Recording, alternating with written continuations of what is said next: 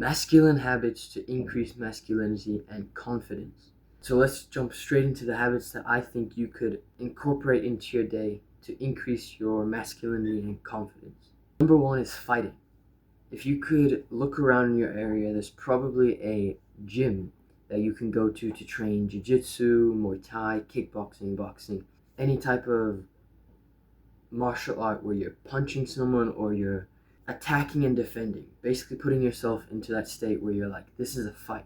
Because even in sparring, when we're doing sparring, we're not trying to knock each other out, we're not trying to make each other throw up, but you still get into that stress state where you're like, this guy's trying to hurt me and I'm trying to hurt him. And that's really important to get, because then you're going to have a little bit more confidence, and you're going to be more confident in dangerous situations or dangerous places. Suddenly you're walking outside, you know that if a bear shows up or if someone poses a threat to you or the people around you, you know slightly at least what to do.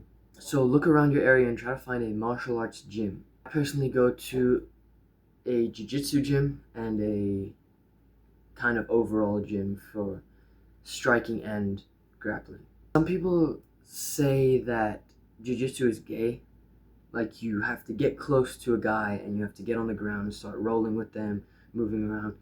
If you think it's gay, then just catch this rear naked choke and all of a sudden you're on the floor unconscious. So who's the one that's gay now? So it is uncomfortable at first to start rolling, but when I started rolling, Coach Bruno, big Congolese guy, versus little 13-year-old me, skinny little kid, it took a lot of confidence to get into that. And now that I've started and I've trained for 2 years, I know what I can do. It's still hard to get started. And on the topic of training your body, you can also go to the gym. So you can go to the gym to lift weights and do exercises for fitness and bodybuilding. Or you could go to the park where there are monkey bars and you could do pull-ups, you could do calisthenics, anything that makes you feel better and grows your muscles. Anything that also gives you a challenge. So you can grow your muscles over 5 years of doing easy workouts, but it wouldn't grow that much.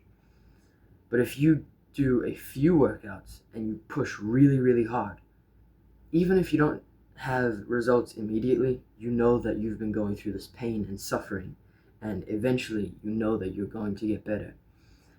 You also know that you can lift more than you would have been able to before, so that you can help people out when they need someone strong to carry their things. So any form of exercise or training is a great exercise to increase your masculinity and confidence especially. Now, I have a video on this if you want to check it out, it's in the description, going monk mode. Monk mode is basically a phase where you shave your head to like really, really short, showing how unhealthy your head is, and it's kind of like a new phase. Because once you've dedicated yourself to something and you've literally shaved your hair off, like my hair was down to here and I shaved it all off for monk mode. Imagine how much of a commitment that is to yourself. So if you don't know what monk mode is, I have a video on it in the description. You can watch that and learn how to go monk mode. But it's basically putting yourself fully into your work and self-improvement. If you have a purpose like fighting or business that you prioritize above other things in your life, then monk mode is a great way to go fully into that. And some people think that monk mode is just being in your room, working, and not socializing at all. But that's not true. If you're in monk mode and you have a combat gym, or you go to the gym, or you have school or work, then you'll still be going to those things and socializing there, if not with your family at home. So you're not really cutting out socialization. Habit number 4, which goes perfectly with monk mode, is socializing properly. I say properly because in school, the friend groups that I hear, they basically criticize each other, not constructively.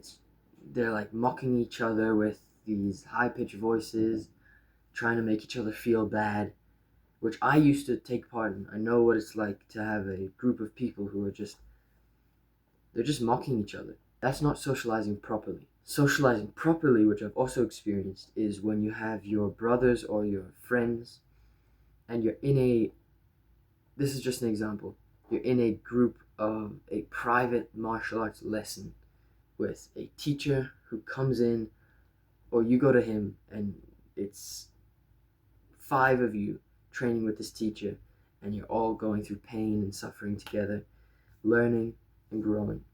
So habit number 5, which goes perfectly with this one, is building brotherhood. You can barely socialize properly without having a brotherhood or a friend group that is actually trying to grow with you.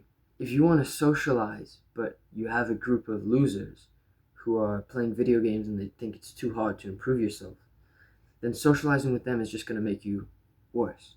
I think it's better to actually just focus on monk mode and not socialize with bad people than it is to socialize with bad people. They'll pull you back down. So build a close friendship of people that you can train with, work with, or just spend quality time with, improving and talking about things that actually matter. For me, back in South Africa, where I used to live a couple months ago, I had the Muay Thai Den, which is like a private lesson group that we have with our coach, and I think there was never a stable amount of people. There were always less on some training sessions and more on others, but there was a group of about 7 or 8 people. Both of my brothers were there as well, and we were just training, and it was really hard training. So we would go there and train with each other. And now that I've left South Africa and I'm here in America, I can't really go to the training sessions anymore. I could spend my time with losers, because there are a lot of them at school that I could just make friends with. But I've built a little bit of a friendship with 2 of the kids that go to school that also go to jiu-jitsu. And there are these people that I train with, as well as the people that train in the gyms that I go to that we've built a community with as well. Habit number 6 is cold exposure. You may have seen Andrew Tate say that cold exposure is gay, like just sitting there shivering, thinking that's cool. But it really gets real when you get into the cold water. I think he says that because he's scared of the cold water. But you'll hear David Goggins, on the other hand, talking about how valuable it is, and Wim Hof talking about how valuable it is. And doing warm things like taking warm showers and warm baths, they're actually really bad for your testosterone because of how hot you make your body. So when you're in cold exposure, it's actually better for your overall health and your testosterone. So if I could give you one habit to do to increase your masculinity and confidence in terms of cold exposure, it would be wake up and then first thing in the morning, go and take a cold shower. It doesn't have to be very long. Just put yourself in that cold water, and then when you get out, you'll feel so much better and you'll have increased confidence. The next habit is definitely something that you can incorporate into your life: eating well. Take yourself after eating a big bag of candy and eating 5 eggs or a steak. Which one do you think would be more confident, feeling better? Which one would have increased their confidence and masculinity and testosterone even more? It would definitely be the healthier version.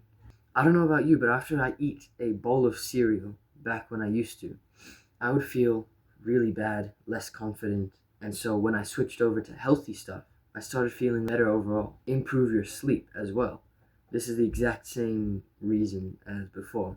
When you don't sleep well, you're tired, you're sleep deprived. And when you sleep well and you have energy, you can speak more clearly, more passionately, and you can get your point across. You can also improve your life more. You feel more confident. When you haven't slept at all, like these kids at school do, they don't sleep at all. Or they sleep, but they sleep probably 3 hours a night, 6 hours a night maximum.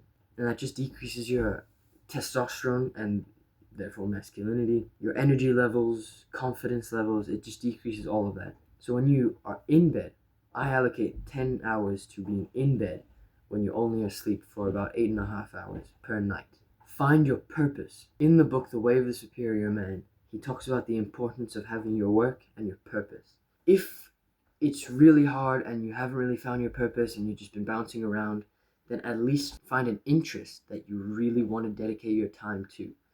Teaching, fighting, building mental and physical health. For me, at the beginning of my journey, at early 13 years old, I was just so interested in cutting out all of the bad stuff and increasing my mental and physical health, basically giving myself fully to self-improvement. And so that's what I did.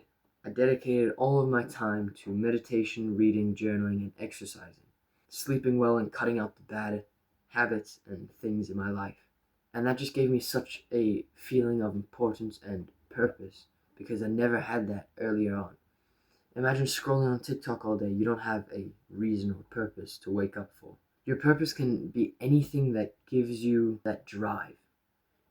People talk about motivation and discipline. You don't even need either of them for fulfilling your purpose. You'll just want to do it.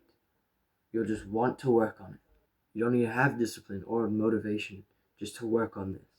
Habit number 10 is living in silence. A lot of weak people just speak on and on and on and on.